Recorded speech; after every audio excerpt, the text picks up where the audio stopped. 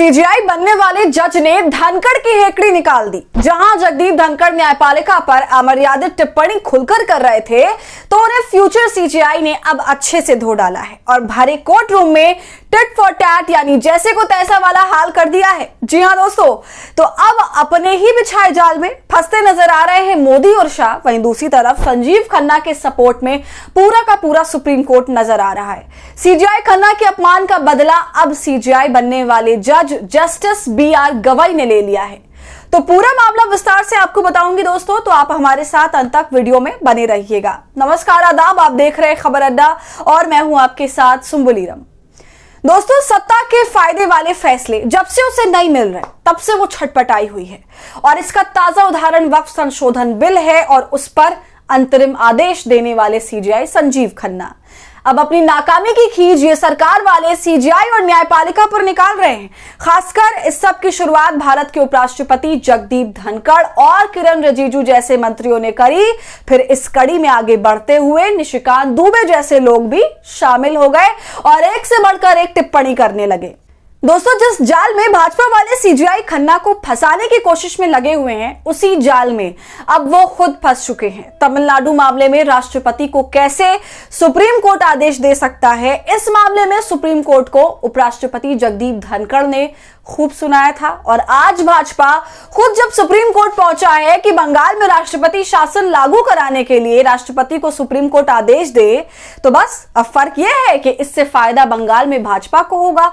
जिस मुद्दे पर भाजपाई उपराष्ट्रपति गुस्सा गए थे, आज उसी अर्जी को लेकर के भारतीय जनता पार्टी ममता के खिलाफ सुप्रीम कोर्ट पहुंची है और तभी भाजपा का डबल स्टैंडर्ड एक बार फिर खुल करके सामने आया है। और इस मौके पर नए सीजीआई बनने वाले जज साहब ने यानी BR गवई ने सुप्रीम कोर्ट को जिस तरह से ट्रोल किया जा रहा है उसका बदला भी ले लिया। जी हां दोस्तों, संजीव खन्ना के बाद चीफ जस्टिस ऑफ इंडिया बनने वाले जज भी सीजीआई खन्ना के समर्थन में बीजेपी को खरी खोटी सुना रहे हैं। और ये कोई उड़ती पुड़ती खबर नहीं है, देखिए इस पर बाकायदा खबर मौजूद है।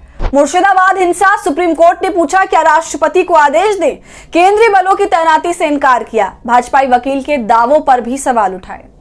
दोस्तों, बंगाल में वक्फ कानून के खिलाफ जबरदस्त प्रदर्शन हुआ था और इस प्रोटेस्ट के चलते मुर्शिदाबाद में जो हिंसा भड़की उसमें 3 मौतें भी हो गई। इसे लेकर ममता सरकार बुरी तरह से घिरी हुई है। हम सभी जानते हैं ममता सरकार हिंसा रोकने में नाकाम रही और इस सब में बंगाल चुनाव से पहले भाजपा को मुद्दा मिल गया। अब उसी को लेकर देखिए भारतीय जनता पार्टी किस अर्जी के साथ सुप्रीम कोर्ट पहुंची।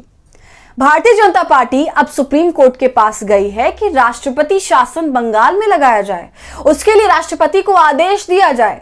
लेकिन दोस्तों, सुप्रीम कोर्ट ने सोमवार को बंगाल में राष्ट्रपति शासन लागू करने और केंद्रीय सुरक्षा बल यानी पैरामिलिट्री फोर्स तैनात करने के लिए याचिका पर कोई भी आदेश जारी करने से इनकार कर दिया। जी हां, सीधा इनकार। और आदेश जारी करते हुए जिस तरह की टिप्पणी BR गवई ने की है वो तो और भी मजेदार और बिल्कुल नहले पर दहला है, जिससे साफ समझ में अब आ गया है कि किस तरीके से उन्होंने बिना नाम लिए जगदीप धनखड़ की खिंचाई करी है।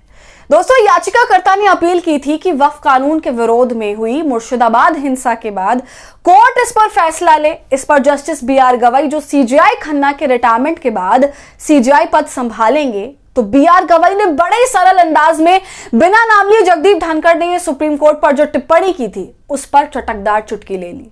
बेंच ने याचिकाकर्ता से मौजूदा स्थिति और बयानबाजी को सामने रखते हुए यह पूछ लिया कि क्या आप चाहते हैं कि हम राष्ट्रपति को इसे लागू करने का आदेश भेजें? हम पर कार्यपालिका यानी सरकार के अधिकार क्षेत्र में दखल अंदाजी के आरोप लग रहे हैं। जनाब, अब हम कैसे राष्ट्रपति को फिर से सबक सिखा सकते हैं? मतलब राष्ट्रपति से हम कैसे सवाल कर सकते हैं? राष्ट्रपति का कामकाज राष्ट्रपति को कैसे सिखा सकते हैं? राष्ट्रपति को आदेश कैसे जारी कर सकते हैं जबकि सरकार हम पर उनके अधिकार क्षेत्र में दखल अंदाजी करने का आरोप लगा रही है? हमें ट्रोल किया जा रहा है और आप चाहते हैं कि हम बंगाल में राष्ट्रपति शासन लागू कराने के लिए राष्ट्रपति को आदेश दें? नहीं, ये तो संभव नहीं है। तो समझ रहे हैं आप दोस्तों, यहां पर जस्टिस गवई ने बिना नाम लिए खिंचाई कर दी एक तरीके से भाजपाइयों की और साथ में जगदीप धनखड़ की और निशिकांत दुबे जैसे नेताओं की।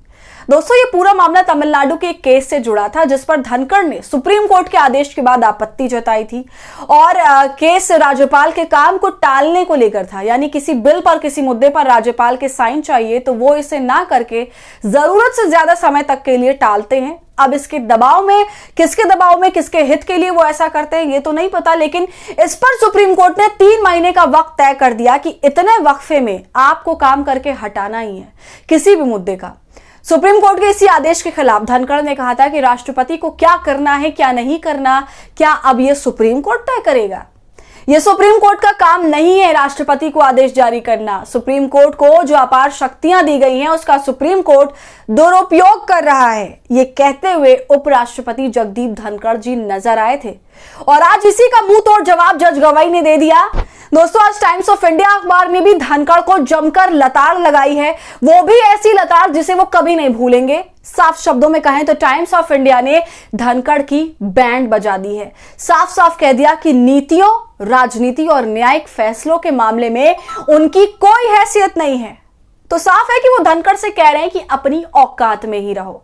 तो अगर शायद जगदीप धनखड़ ने यह सोचा होगा कि वो कुछ भी बोलकर निकल लेंगे, क्योंकि देश में इस वक्त सत्ता का नशा ही कुछ ऐसा छाया हुआ है कि हर किसी को रेड बुल वाली ताकत हिम्मत आ गई है, लेकिन ऐसे तमाम लोगों को धोबी पछाड़ देने के लिए अभी भी कहीं ना कहीं पत्रकारिता जिंदा है। और इसी तरह टाइम्स ऑफ इंडिया ने भी जगदीप धनखड़ को औकात दिखा दी। साथ ही सुप्रीम कोर्ट की टिप्पणी और जस्टिस BR गवई ने जिस तरह से आज धनखड़ साहब को आड़े हाथों लिया है, और सिर्फ धनखड़ को ही नहीं बल्कि पूरी सरकार को धोबी पछाड़ दी है, वो जबरदस्त था और होश ठिकाने लाने वाला था।